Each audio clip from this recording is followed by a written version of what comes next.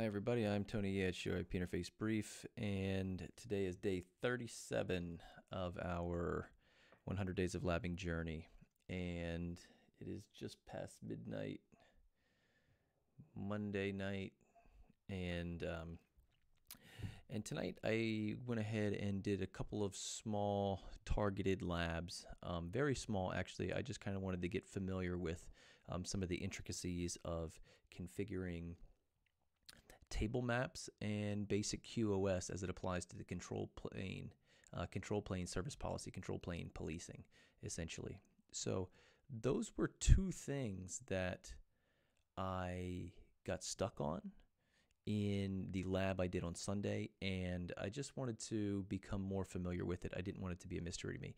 QoS is definitely something I need to work on as a whole, but control plane policing was definitely a nice way to sort of tiptoe into that.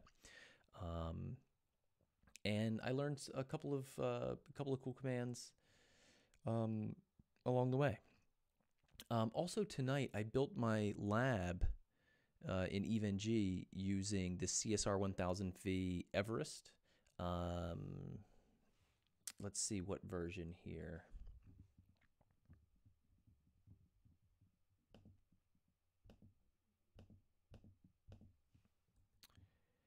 All right, let's see what I was tooling around with. 160604. So I went ahead and grabbed a recent version of Everest, and it runs really nice, man. Actually, this is one of the more responsive, I guess, VMs, we can call it, most responsive VMs, and EVE-NG runs really smooth. However, I have only the two VMs here, two CSRV1000s. This is not my cloud EVE-NG, this is my local, and I have 8 gigs of RAM here, and I'm eating up 75% with just 2 devices. That's a lot. That's really a lot. And 50% CPU on just 2. Whereas the IOL images, I can run about 20 and hit just 5% CPU and about 50% or less of RAM. So, you know, just trying to give, you know, everyone full visibility into all of the different images I run and the resource utilization that I have. I wanted to try out the CSRV1000 images tonight because some of the limitations of the lab I did on Saturday didn't support some of the commands, and so I want to be able to go ahead and stand up the topology again with the CSRV1000 images, CSR1000v images in the Google Cloud instance that I run, and finish the lab. Those couple of actually, I think it's just one task that I couldn't do. So so I loosely know what the issue is because I saw the configs when they errored out, but I don't actually know how to fix that problem. So I just kind of want to dive in with that. So tonight I did a basic lab. I'll try to review it here real quick. I want to keep this kind of short and sweet. Is show IP BGP. Router 2 and router 1 are directly connected BGP peers, and each one is advertising a couple of loopbacks. Router 1 is advertising 1111 and 1111 and router 2 is advertising 2222 and 2222. And all I wanted to do was just filter out the 22 from the routing table. So if I do show IP route, it is in here as an EIGRP route because I'm also running EIGRP between the routers, and I'm including all networks. But you see here at the BGP table, the only BGP route I have received from that neighbor, or that I've installed in my routing table, is 2222. Not 22. And that's because of the table map. So if I do show run section BGP, here's the table map with the filter statement on it. So this is something I've never done before, and when I saw it in the troubleshooting lab, it was the first time I've ever seen this kind of configuration. So I just wanted to go ahead and explore it a little bit tonight, and I found a pretty good reference. If I can locate it.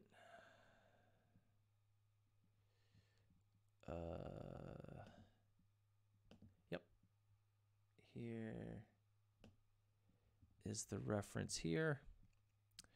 The role of, what does it say? When the table map command is used without the filter keyword, I wonder why this is not highlighting correctly. Without the filter keyword, the route map referenced in the table map command uses is used to set certain properties such as traffic index of the route's installation into the rib. The route is always downloaded regardless. When the table map command is used with the filter keyword, the route map referenced is also used to control whether a BGP route is to be downloaded into the rib, hence the filter.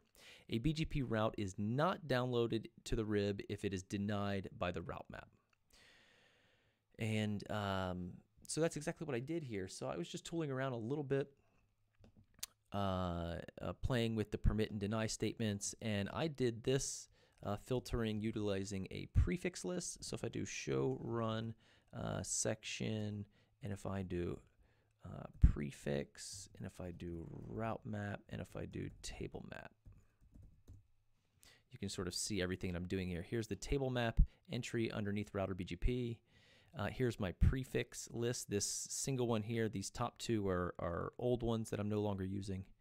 And then my route map here. I'm denying this prefix list and permitting everything else by the permit statement 1000.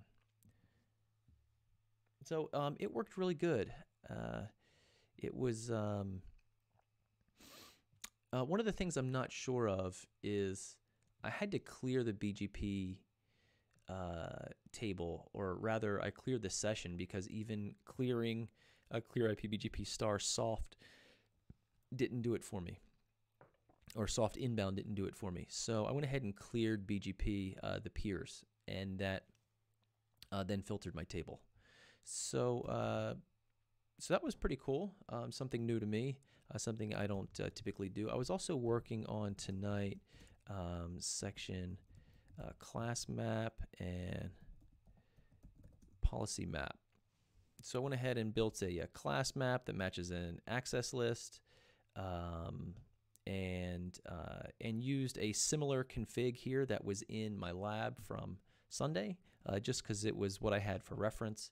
And if I do a show policy map interface brief, show policy map, here's the policy map. It's all ready to go. I'm basically dropping everything. And what I wanted to do was control plane, enter. And then service policy, and I call this one p-test for policy test. Service policy input p-test for policy test, and hit enter. And then I should have an EIGRP adjacency fall down.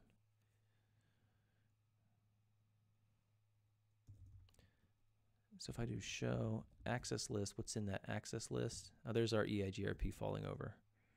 I'm permitting EIGRP any, and I'm denying OSPF any. And the reason I wanted to do both of this, one permit, one deny statement, is I kind of wanted to see how that reacts.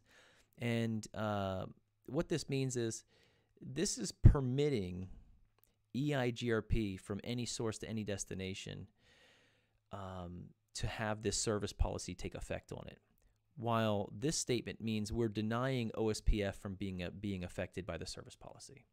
So this deny statement is the same as it not even being there in this case.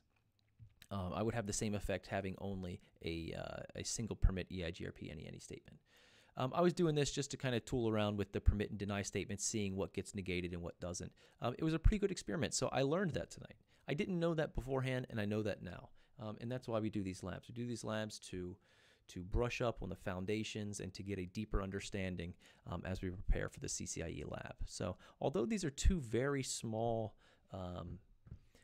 labs, and very small sort of minutia points to point out, they were both things that tripped me up during Sunday's lab, and I wanted to be more prepared to face them in the future. So I definitely don't have a firm grip on QoS, and we'll need to dive in deeper into that. But this was neat just to go ahead and teach control plane policing and what those sort of permit and deny statements, how they act and react. Also, I mentioned I'm running the CSR1000v images, so this was my first time running these images in EVNG. I followed the guide on evng.net on the how-tos, the drop-down on how-tos and how to import all of the images have been really spot on for me. I've never had a problem with bringing the images in. I know a lot of people are always asking in different chat forums and things, how to import this and how to import that. And I always say, hey, go to evng.net. The write-up is there. It's already there. I don't need to show anyone how to do it. And so it's absolutely perfect right there. So that's about it, guys. Tomorrow, what am I going to do tomorrow? Tomorrow I'll probably do a look back and try to incorporate again, just things that I've done over and over and over and over. I want to stay sharp on them. One of the tips I've read from folks who have studied for and failed and passed the CCIE lab is one of the key things and one of the struggles is trying to be sharp, mentally sharp on so many different technologies and theories and configs and validations and staying sharp on everything. That if you try to follow, like, for example, the INE workbook, which I love, if you follow it from cover to cover, by the time you get to the end, you forget what you've learned in the beginning. That's happened to me, and it's happened to a lot of people I know who have been down this journey. So the idea here is to always be labbing and incorporating technologies and mixing and matching. So you're trying to stay sharp on everything at once, and it's hard to do because it's a lot of material to cover. But that's going to be some of my efforts this week. Is a quick look back, doing probably DMVPN, IPsec, MPLS. And I'm not really challenging myself with sort of CCIE level, really deep labs. I'm just trying to absolutely become 100% comfortable with the foundations. And for a lot of them, I'm pretty close.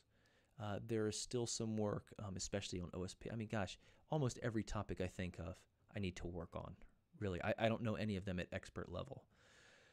But I'm pretty comfortable with some. So not an expert, but comfortable. Well, that's it, guys. Short and sweet. Thank you very much. And I will see everybody tomorrow with another updated vlog. See ya.